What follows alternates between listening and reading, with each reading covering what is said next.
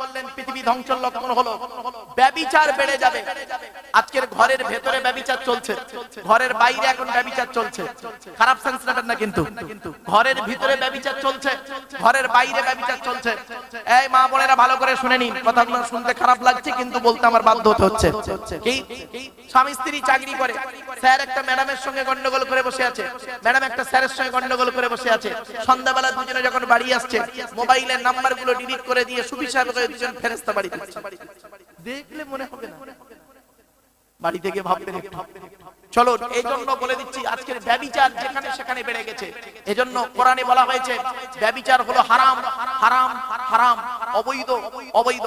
অতএব ব্যভিচার থেকে দূরে সরে থাকবেন। সৃষ্টিকর্তা কোরআনে বলেছেন পারলে তুমি বিবাহ করো কিন্তু ব্যভিচার করো না।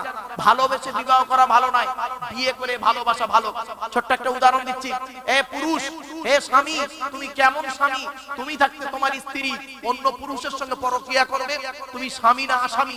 বিবেককে প্রশ্ন করো। তুমি তো প্রফেট মুহাম্মদ সাল্লাল্লাহু আলাইহি ওয়াসাল্লামের কথাটারই মানোনি, প্রফেট মুহাম্মদ সাল্লাল্লাহু আলাইহি ওয়াসাল্লামের কথাকে বাস্তবায়ন করোনি, তো তোমার স্ত্রী পরকীয়া করবে, সিম্পল ম্যাটার। হে নারী, হে নারী, তুমি কেমন নারী? তুমি থাকতে তোমার স্বামী অন্য মেয়ের সঙ্গে পরকীয়া করবে, তুমি নারী? তোমাকে নারী বলতে ঘৃণা লাগে। তুমি তো প্রফেট মুহাম্মদ সাল্লাল্লাহু আলাইহি ওয়াসাল্লাম যেভাবে থাকতে বলেছে তুমি তো সেইভাবেই ব্যবহার করোনি স্বামীর সঙ্গে, তাহলে তোমার স্বামী তো করবেই পরকীয়া। চলুন একটা একটা করে বলে যাচ্ছি, খারাপ সেন্স নেবেন না, অসুবিধা হচ্ছে নাকি?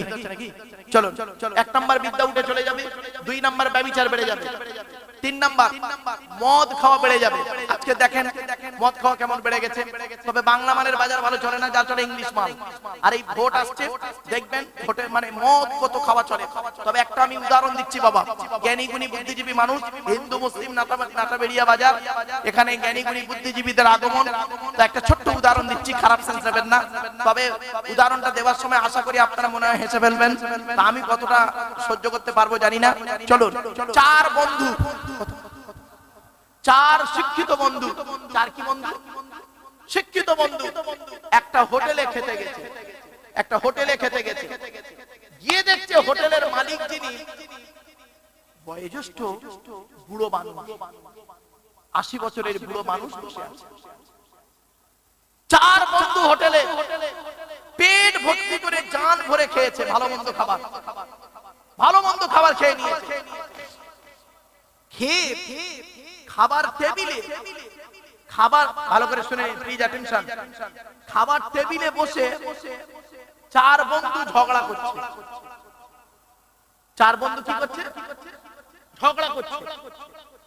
বুড়ো লোকটা ক্যাশ বাক্স থেকে উঠে এসেছে, এসে বলছে বুড়ো মানুষ, বাবা বাবা তোমরা তো ভদ্র ঘরের ছেলে দেখে মনে হচ্ছে 4 জন, আর শিক্ষিত লোক দেখে মনে হচ্ছে 4 জন, তা তোমরা খাওয়া হয়ে গেল, খাবার টেবিলে বসে ঝগড়া করছো কেন বাবা? আমার খাবার কি তরকারি কোয়ালিটি খারাপ হয়েছে? বলছে না চাচা, তোমার খাবার খুব ভালো চাচা, খাইয়েছি আমরা খুব ভালো। তা বাবা ঝগড়া করছো কেন? বলছে পয়সা দেওয়া নিয়ে ঝগড়া হচ্ছে। বলে সে আবার কি রকম? বলছে চাচা ও বলছে আমি পয়সা দেবো, ও বলছে আমি পয়সা দেবো, ও বলছে আমি পয়সা দেবো, চাচা আমি বলছে আমি পয়সা দেবো। বয়োজ্যেষ্ঠ লোকটা বলছে বাবা আমার 80 বছর বয়স, জীবনে কোনোদিন এই রকম বন্ধু দেখিনি, আরো দেখেছি বন্ধুরা খেয়ে একে অপরের ঘাড়ে দিয়ে পালায়, যে পয়সা দেওয়া নিয়ে মারামারি করে আমার জানা ছিল না।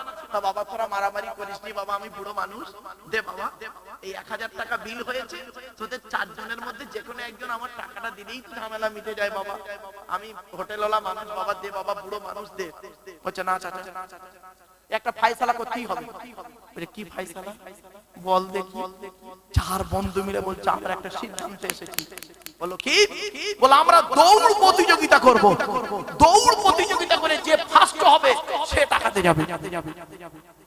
চাচা চিন্তা করছে কি হলো, দৌড় প্রতিযোগিতা হবে, ফার্স্ট হলে টাকা দেবে, তো মারাত্মক কথা। বলে তাহলে আমার কাজটা কি? বলছে চাচা তোমার কিচ্ছু কাজ নয়, তুমি শুধু বাঁশিটা বাজাবে, বাঁশিটা বাজাবে। তা চাচা বলে তাই নয় আর কি করা যাবে? চাচা এখন বাঁশিটা বাজিয়েছে, ওই 4 বন্ধু ভাই রে, ওই যে পালালো আজও পর্যন্ত বলে বসে আছে, কখন আসবে? ব্যাখ্যাটা করব আর করলাম না, একটু অ্যাঙ্গেলে বলে গেলাম। চার বন্ধু হলো, চার বন্ধুকে বুঝে নি, আর চাচাটা হলো ভোটার আর বাঁশিটা হলো ভোট। বাপেরা বাস্তব কথা বললাম, ওই যে চলে গেল, ভোটের আগের দিন এলো বাড়ি বাড়ি, আর তারপরে আর পাত্তা নেই। চাচা আজও বসে আছে হোটেলে, ও টাকা আনবে। আমার বাপের একটু হাসি ছিল, একটা কথা বলে গেলাম, খারাপ সেন্স নেবেন না। চলো, 1 নাম্বার বিদ্যা উঠে চলে যাবে, 2 নাম্বার ব্যভিচার বেড়ে যাবে, 3 নাম্বার মদ খাওয়া বেড়ে যাবে, 4 নাম্বার সুদ খাওয়া বেড়ে যাবে। মুসলিম মামুনদেরকে বলছি, হারাম হারাম হারাম, সুদ খাবেন না, খবরদার নয়, হারাম। ঘুষ খাওয়া হারাম, ঘুষ খাবেন না। এরপরে নবীজি বললেন পৃথিবী ধ্বংসের লক্ষণ পিতামাতার অবাধ্য সন্তান হবে। তারপরে নবীজি বললেন পৃথিবী ধ্বংসের লক্ষণ হলো অযোগ্য ব্যক্তিরা নেতৃত্ব দেবে, যার যে সম্পর্কে কোনো জ্ঞান নেই। অনেক সময় দেখবেন গ্রামের প্রধান, খারাপ সেন্স নেবেন না, গ্রামের প্রধান নিজের নামটাও সই করতে পারে না, ও হলো গ্রামের প্রধান। ও নিজের চরিত্র খারাপ, ও লোকের ক্যারেক্টার সার্টিফিকেট দিচ্ছে। চিন্তা করতে পারেন, এটা আশ্চর্য। পৃথিবী ধ্বংসের লক্ষণ হলো শিক্ষিত লোকেরা। শুনে নিন, প্রফেট মুহাম্মদ সাল্লাল্লাহু আলাইহি ওয়াসাল্লামের কথা মিথ্যা নয়। শুনে নিন, প্রফেট মুহাম্মদ সাল্লাল্লাহু আলাইহি ওয়াসাল্লাম বলেছেন পৃথিবী ধ্বংসের লক্ষণ হলো শিক্ষিত লোকেরা অশিক্ষিত লোকেদের সম্মান করবে ভয়েতে। ঠিক না বেঠিক? আশ্চর্য। একজন কলেজের প্রফেসর, একটা কলেজের প্রফেসর, জমি জায়গা নিয়ে ঝগড়া হয়েছে, সমস্যা হয়েছে, তার বিচার হচ্ছে পঞ্চায়েতে, আর পঞ্চায়েতে যারা বিচার করছে দেখা যাচ্ছে একটাও শিক্ষিত নেই, অশিক্ষিত প্রায়। খারাপ সেন্স নেবেন না, আফসোস লাগে। পৃথিবী ধ্বংসের লক্ষণ হলো যে শিক্ষিত লোকেরা অশিক্ষিত লোকেদের সম্মান করবে ভয়েতে। এরপরে নবী বললেন পৃথিবী ধ্বংসের লক্ষণ হলো ঘন ঘন ভূমিকম্প দেখা দেবে, জলোচ্ছ্বাস দেখা দেবে, অজানা রোগের আবির্ভাব ঘটবে, আবহাওয়ার পরিবর্তন দেখা দেবে। মিলিয়ে নিন খালি। এরপরে নবীজি বললেন পৃথিবী ধ্বংসের লক্ষণ হলো স্বামী স্ত্রীর মধ্যে ঘন ঘন গন্ডগোল দেখা দেবে। এই জন্য নবীজি বলেছিলেন, এই পৃথিবীর মানুষেরা, আমি মুহাম্মদ সাল্লাল্লাহু আলাইহি ওয়াসাল্লাম বলে যাচ্ছি, তোমরা তোমাদের স্ত্রীদেরকে কয়েক কটা শিক্ষা দান করিও। তার মধ্যে 1 নাম্বার হলো, মুসলিম ভাই বোনেরা শুনে নিন, 1 নাম্বার হলো আসসালামু ক্বাবলাল কালাম। স্বামী স্ত্রী যখন কথাবার্তা বলবে একে অপরকে সালাম দেওয়া নেওয়া করবে। আল্লাহর রহমত, মহব্বত, ভালোবাসা আল্লাহ বাড়িয়ে দেবে। জোরে বলুন সুবহানাল্লাহ। বউকে কোনোদিন সালাম দিয়েছেন? না। শালিকে সালাম দেয়, শালিকে। আরো দাদার শালিকে ঘন ঘন মোবাইলে মিস কল, তোর মোবাইল নষ্ট করবে আগে। 2 নাম্বার হলো বলা হয়েছে স্বামীরা তোমরা তোমাদের স্ত্রীদেরকে এই শিক্ষা দেবে, তারা যেন কোনোদিন কাবা শরীফের দিকে মুখ করে কোনোদিন থুতু যেন না ফেলে। তারপরে বলা হয়েছে তোমরা তোমাদের স্ত্রীদেরকে এই শিক্ষা দেবে, তারা যেন কোনোদিন কাবা শরীফের দিকে মুখ করে কোনোদিন পেশাব পায়খানা যেন না ফেলে। তারপরে বলা হয়েছে তোমরা তোমাদের স্ত্রীদেরকে এই শিক্ষা দেবে, তারা যেন কোনোদিন কাবা শরীফের পেছন ফিরে যেন পেশাব পায়খানা যেন না ফেলে। তারপরে বলা হয়েছে তোমরা তোমাদের স্ত্রীদেরকে এই শিক্ষা দেবে, তারা যেন কোনোদিন বাথরুম গোসলখানায় কোনোদিন পেশাব যেন না ফেরে। তারপরে বলা হয়েছে তোমরা তোমাদের স্ত্রীদেরকে এই শিক্ষা দেবে, তারা যেন কোনোদিন গোসলখানায় বাথরুমে উলঙ্গ অবস্থায় স্নান যেন না করে। তারপরে বলা হয়েছে তোমরা তোমাদের স্ত্রীদেরকে এই শিক্ষা দেবে, তারা যেন হাতের চুড়ি, কি বলেন, হাতের চুড়ি যেন তারা একের বেশি ব্যবহার যেন না করে। এক হাতে একটা চুড়ি পরবে, দু হাতে দুটি চুড়ি পরবে। মা বোনদের বলে যাচ্ছি, এক হাতে একটি চুড়ি পরবেন, দু হাতে দুটি চুড়ি পরবেন। আমি বলিনি, নবী বলেছেন। এরপরে বলা হয়েছে তোমরা তোমাদের স্ত্রীদেরকে এই শিক্ষা দেবে, তারা যেন কোনোদিন মাথার বালিশ, কি বলেন আপনারা, মাথার বালিশ তারা যেন কোনোদিন দুটো ব্যবহার যেন না করে। স্বামী স্ত্রী যখন ঘুমাবে একটি মাত্র লম্বা বালিশে মাথা রেখে ঘুমাবে। স্বামী স্ত্রী এক বালিশে মাথা রেখে ঘুমালে, স্বামী স্ত্রী এক বালিশে মাথা রেখে ঘুমালে আল্লাহর রহমত, মহব্বত, ভালোবাসা আল্লাহ বাড়িয়ে দেবে। এই ওয়াজটা শোনার পরে অনেক মুরব্বী বয়োজ্যেষ্ঠ মনে মনে বলছে, মাথা বেরিয়ে যায়, 25 বছর আগে যদি ওয়াজটা শুনতাম কিনা লাভ হতো, কি মিস হয়ে গেল। রাগ করবেন না। আরে আমার বাপের তো দোষ, আমার বাপ করতে দেরি করেছিল। চলো এগিয়ে যাচ্ছি। এরপরে বলা হয়েছে স্বামী তার স্ত্রীকে 3 জায়গায় চুমা দেবে, স্ত্রী তার স্বামীকে 3 জায়গায় চুমা দেবে। 1 নাম্বার মুকবালাতুল খাদ্দে, গালে চুমা দেবে, গালের নরম অংশে চুমা দেবার কথা বলা আছে। 2 নাম্বার কুব্বালাতুল আইনাইনে, দুই চোখের মাঝখানে কপালে চুমা দেবে। 3 নাম্বার কুব্বালাতুল ইয়াদে, হাতে চুমা দেবে। হাতের এই নরম অংশতে এই জায়গাতে চুমা দিতে হয়, অনেকে বোঝে না এই জায়গায় চুমা দেয়। এখানে 19টা রগ আছে। কটা 19টা রগ আছে। দয়া, মায়া, মমতা, ভালোবাসা, ভক্তি, শ্রদ্ধা, সম্মান সৃষ্টিকর্তা সব এই জায়গাতে দিয়েছে। এই জায়গাতে চুমা দিলে স্বামী স্ত্রীর মহব্বত, ভালোবাসা আল্লাহ বাড়িয়ে দেয়। জোরে বলুন। এই ওয়াজটা করেছিলাম মুর্শিদাবাদে। ওয়াজ করার পরে একটা বুড়ো লোক সামনে বসে বলছে, তুবে মনি সাহেব বুড়ি হাতি ধরতে দেয় না, তা চুমো খাবো কোথায়? আশ্চর্য। শুনে নিন, এরপরে নবী মুহাম্মদ সাল্লাল্লাহু আলাইহি ওয়াসাল্লাম বলেছেন, মা বোনেরা শুনে নিন, নবী মুহাম্মদ সাল্লাল্লাহু আলাইহি ওয়াসাল্লাম বলেছেন যে ওই নারী হলো স্বর্গবাসিনী, ওই নারী হলো জান্নাতি, ওই নারী হলো জান্নাতি, যে নারী, যে স্ত্রী, ওই স্ত্রী জান্নাতি, যে স্ত্রীর স্বামী বাজার থেকে আসবে, আর বাজার থেকে আসার পরে স্ত্রী যদি তার স্বামীকে খুশি করে হাসাতে পারে, তাহলে ওই স্ত্রী জান্নাতি বা স্বর্গবাসিনী। সুবহানাল্লাহ বলা গেল না? এখন এই ওয়াজটা আমি এক জায়গায় করেছিলাম, এটা নবীর হাদিস, আমার কথা নয়। নবী মুহাম্মদ সাল্লাল্লাহু আলাইহি ওয়াসাল্লাম বলেছেন যে কোন স্বামী যদি বাজারে যায়, আর বাজার থেকে যদি স্বামী বাড়ি ফেরে, আর স্ত্রী যদি তার স্বামীকে খুশি করতে পারে, হাসাতে পারে, তাহলে ওই স্ত্রী হলো স্বর্গবাসিনী, জান্নাতি। তো ভাই আমি এই ওয়াজটা করেছিলাম, হঠাৎ বেশ কয়েকদিন আগে মোবাইলে একটা ফোন এলো। একটা মেয়ে ছেলে আমাকে ফোন করে বলছে, আসসালামু আলাইকুম হুজুর।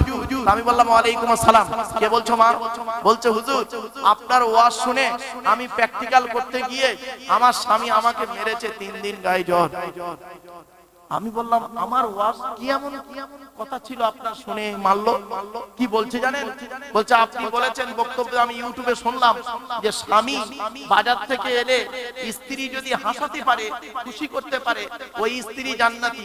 তো হুজুর কি বলবো, আমার স্বামী 5000 টাকা নিয়ে বাজারে গিয়েছিল, এখন টাকাটা পকেটমারি হয়ে গেছে, আমি তো জানি না। ওর মেজাজটা খুব গরম ছিল, আর ও বাড়ি এসছে, আর আমি খালি কথায় কথায় হাসির কথা বলছি, এত মার মেরেছে হুজুর 3 দিন উঠতে পারি। আমি বললাম মা এই বক্তব্য শুনলে ঠিকই, কিন্তু প্র্যাকটিক্যাল করার জায়গাটা একটু চিন্তা ভাবনা করতে হয়। চলো, এরপরে বলা হয়েছে স্বামী স্ত্রীর মহব্বত, ভালোবাসা। দেখবেন মেয়েদের একটা অভ্যাস হলো স্বামীকে সন্দেহ করা, ঠিক না বেঠিক? মেয়েদের একটা অভ্যাস হলো স্বামীকে সন্দেহ করা। সেই জন্য অনেক মেয়ে ছেলে দেখবেন স্বামীকে আয়ত্ত করতে গিয়ে, স্বামীকে বেশি আপন করতে গিয়ে কি করে, স্বামীর পিছনে গোপনে, স্বামীর অজান্তে মৌলভী সাহেবের কাছে তাবিজ করতে ছোটে, অথবা রোজার কাছে গিয়ে টুকটাক করতে শেখে, ঠিক না বেঠিক? হিন্দু মুসলিম ভাই বলছি, আমি মা বোনেদের বলে যাচ্ছি, নাটা মিডিয়ার মা বোনদের শুনে নিন, আজকের একটা মারাত্মক তাবিজ শিখিয়ে যাচ্ছি।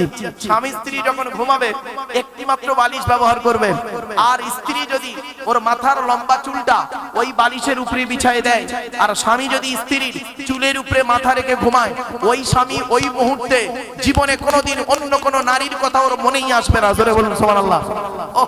এই ওয়াজটা শোনার পরে আমার মা বোন যারা ওয়াজ শুনছে মনে মনে বলছে, মারুফ ভাই তুই এবার বাড়ি যা, ওদের ঘরে আসতে দে, চুল গলায় দড়িয়ে মারো তো ভাই, যা পারিস কর বাবা, আমি চললাম, চিন্তা নেই, আমার পরবর্তী বক্তা আসবে বাপ, আমি অসুস্থ রোগী। এতক্ষণ আপনাদের কাছে বিভিন্ন দিক নিয়ে আলোচনা করলাম। স্ত্রীকে নামাজের শিক্ষা দেবেন। মুসলিম ভাইদেরকে বলে যাচ্ছি, সামনে রমজান মাস, রোজা রাখুন, নামাজ পড়ুন, নামাজ কারোর জন্য মাপ নাই। মুসলিমদেরকে অনুরোধ করে বলে যাচ্ছি, যে যার ধর্ম সে তার করুন। মনে রাখবেন এক ধর্মের মানুষ অন্য ধর্মের মানুষকে কোনোদিন কটাক্ষ করতে যাবেন না। মনে রাখবেন হিন্দু ভাইদের কাছে যেমন তার মন্দিরটা অতি পবিত্র, মুসলিমদের কাছে তার মসজিদটা তত অতি পবিত্র। হিন্দু ভাইদের কাছে যেমন বেদ, পুরাণ, ঋগ্বেদ, সামবেদ, যজুর্বেদ, অর্থববেদ, গীতা, রামায়ণ, মহাভারত যেমন পবিত্র ধর্মগ্রন্থ, মুসলিমদের কাছে কোরআন হাদিস তেমন পবিত্র ধর্মগ্রন্থ। এগুলো মাথায় রাখবেন। একে অপরের ধর্মকে কটাক্ষ করতে যাবেন না, একে অপরকে গালি দিতে যাবেন না। মনে রাখবেন ভ্রাতৃত্ববোধ বজায় রাখবেন। প্রফেট মুহাম্মদ সাল্লাল্লাহু আলাইহি সাল্লাম তার দুটো ভ্রাতৃত্বের কথা আপনাদের বলে যাচ্ছি, ভাবতে পারবেন না। প্রফেট মুহাম্মদ সাল্লাল্লাহু আলাইহি সাল্লামের কাছে একদিন বেশ কিছুদিন একজন অমুসলিম যুবক ছেলে আসতো। কি অমুসলিম যুবক ছেলে ওনার কাছে আসতেন, ওনার কথা শুনতেন। তো বেশ কয়েকদিন হলো ছেলেটি আর আসে না। তো নবী মুহাম্মদ সাল্লাল্লাহু আলাইহি ওয়াসাল্লাম বললেন, কি ব্যাপার বলো তো? সঙ্গে যারা ছিল সাহাবী, এখন সাহাবী শব্দটা হিন্দু ভাইরা বুঝবে না, সঙ্গী শব্দটা হিন্দু ভাইরা বুঝবে, আর সাহাবী শব্দটা মুসলিম ভাইরা বুঝে নেবে তাড়াতাড়ি। এজন্য সাহাবী এবং সঙ্গী দুটো বলতে হচ্ছে। তো নবীজি তার সঙ্গীদেরকে বললেন, কি ব্যাপার বলো তো? ওই অমুসলিমদের ছেলেটা আর আসে না আমার কাছে। তখন দুই একজন বলল, মনে হচ্ছে তার শরীর খারাপ। নবীজি বললেন, আমি তার বাড়ি যাব, একটু খবর দেবে আমাকে? নবীজি বললেন কি, তার বাড়িতে গেলেন। তারা কিন্তু অমুসলিম। তার বাড়িতে গেলেন, যাবার পরে ছেলেটির মা করছে কি, বলছে, আমার কপাল, আমার কপাল, আমার বাড়িতে আল আমিন এসেছে, আল আমিন এসেছে। নবী মুহাম্মদ সাল্লাল্লাহু আলাইহি ওয়াসাল্লামের একটা নাম ছিল আল আমিন, মানে সত্যবাদী। জীবনে 63 বছর, 62 থেকে 63 বছর জীবনের যে ব্যক্তি জীবনে কোনোদিন মিথ্যা কথা বলেনি, জোরে বলুন সুবহানাল্লাহ। ভাবতে পেরেছেন? যে ব্যক্তি জীবনে কোনোদিন মিথ্যা কথা বলেনি, তাকে আলামিন সার্টিফিকেট দেয়া হলো, সত্যবাদী। তো যে আমার ঘরে আলামিন এসেছে, আমার কপাল, কপাল, বসো বাবা। তখন নবীজি বললেন, মা আমি আজ বসবো না, এসেছি আপনার ছেলের সঙ্গে দেখা করতে। আপনার ছেলে কোথায়? তা বলছে, আমার ছেলে কয়েকদিন জ্বরে ভুগছে, ওই ঘরের ভিতরে আছে। নবীজি তার কাছে গেলেন, গিয়ে বসলেন, তাকে অনেক কথা বললেন, সান্ত্বনা দিলেন, দিয়ে বাড়ি গেলেন। আসার সময় বলে এলেন যে আমার সৃষ্টিকর্তা যদি চায় তোমার রোগ ভালো হয়ে যাবে, তোমার বিনা অনুমতিতে আমি চলে এসেছি তোমার বাড়িতে। তুমি আমার কাছে কয়েকদিন গিয়েছিলে, একটা অন্তরের মহব্বত, ভালোবাসা জন্মে গিয়েছিল, তো তাই ভালোবাসার টানে আমি এসেছিলাম। আজ আসি, অন্য আবার একদিন দেখা হবে বলে নবীজি উঠে চলে এলেন।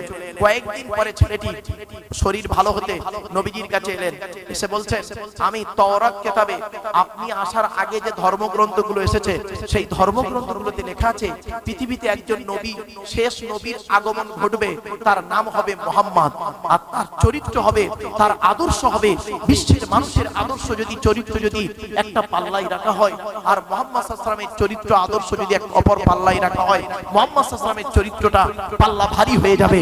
অতএব আমি বুঝেই দিয়েছি, আপনি অন্য কোনো ব্যক্তি নয়, আপনি হলেন সেই মুহাম্মদ সাল্লাল্লাহু আলাইহি ওয়াসাল্লাম। আজই ইসলামের কালেমা পড়ে মুসলমান হয়ে গেলাম।